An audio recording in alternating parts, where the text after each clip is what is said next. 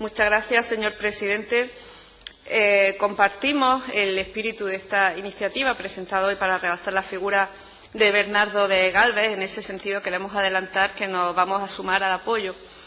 Y es que Bernardo de Gálvez no solo era un militar, y por eso hoy estamos hablando de él aquí. No era solamente un militar, ni siquiera un militar convencional, a pesar de que su primer combate lo realizó cuando tenía apenas 16 años.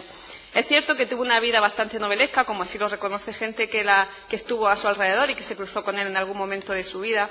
Era un hombre de letras, era un hombre de ciencias, conocido afrancesado, que además difundió las ideas ilustradas que en ese momento estaban en boga en Europa.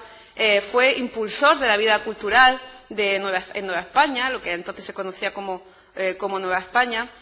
Y dentro de lo malo, podríamos decir, en el contexto de guerra en el que se movió como militar, en el caso de la guerra de independencia de Estados Unidos, entre otras batallas que participó, sí es verdad que en este caso concreto destaca, en la guerra de independencia me refiero, destaca el trato que hacía respecto y la actitud que tenía respecto a las comunidades de indios, según se llamaban de allí locales, y consiguió que o bien permanecieran neutrales o bien le apoyaran al bando español, con lo que se minimizaron algunos de los estragos que podían haber sido mucho mayores para estas poblaciones. Es cierto que el que fuera gobernador de Luisiana y después virrey en Nueva España apoyó a las oligarquías locales, que entonces eran sobre todo criollos y que tenían mucho poder en ese momento. De hecho, se casó con una criolla que era familia acomodada, venía de familia acomodada de Nueva Orleans. Se casó, por cierto, in extremis, in articulo mortis, cuando ya estaba muy enfermo. Gálvez fomentó, si es verdad, y hay que decirlo, la importación de esclavos africanos en ese momento, pero esto lo acompañó también con una serie de políticas para aumentar la población extranjera cuando era virrey de Nueva España. En esta población extranjera que vino también emigraron muchos andaluces, muchos canarios y de otras partes de Europa. Mantuvo, por ejemplo, la prohibición de esclavizar a indios, con lo que en los ámbitos que estuvo bajo su poder se fue eliminando progresivamente este componente en los esclavos. Su esposa, como antes decía, fue también una destacada mujer de la cultura, y de hecho juntos, siempre las mujeres se suelen olvidar, juntos fomentaron mucho la vida cultural en aquel momento desde Nueva Orleans. Gálvez hizo muchísimas cosas en los ámbitos, como digo, de la cultura, de la ciencia. Hizo, por ejemplo, un reglamento para el teatro, si bien era para establecer unas ciertas censuras y evitar escándalos, que la población sufriera escándalos. El hombre lo hacía con su buena intención de mejorar el teatro para el bien social, según él lo entendía.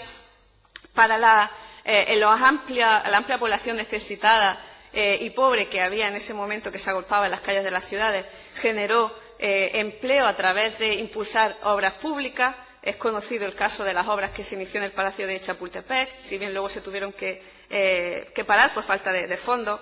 Fomentó, por ejemplo, el desarrollo de la ciencia, sobre todo destaca su labor en la botánica, si bien es cierto que no solo le movían intereses científicos, sino también económicos, pero bueno, ahí está.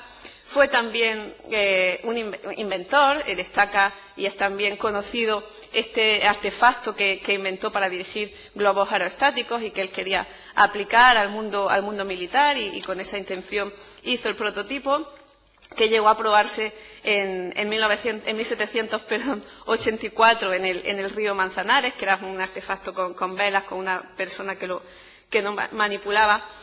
En definitiva, Bernardo de Gálvez aunó en su figura muchísimos valores culturales y científicos que hacen de este personaje un personaje singular, con reconocido prestigio y reconocimiento fuera de España, y que es verdad que aquí, no solo en España, además en Andalucía y en Málaga, habría que potenciarlo mucho más, porque sigue siendo, por desgracia, un gran desconocido.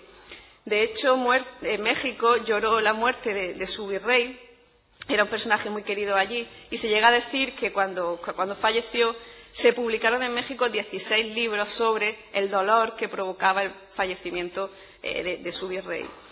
Entonces, por todo esto, entendemos que efectivamente es una figura muy destacada de nuestro pasado y que injustamente ha sido olvidada por parte de nuestra memoria colectiva, y todas las acciones que se hagan para impulsarla nos va a parecer bien siempre que se hagan dentro del marco de lo posible en cuanto a recursos y prioridades de nuestras políticas culturales. Muchas gracias. Muchas gracias, señora Ayala Asensio. Para el posicionamiento del Grupo Popular Andaluz tiene la palabra su portavoz, el señor Garrido Moraga.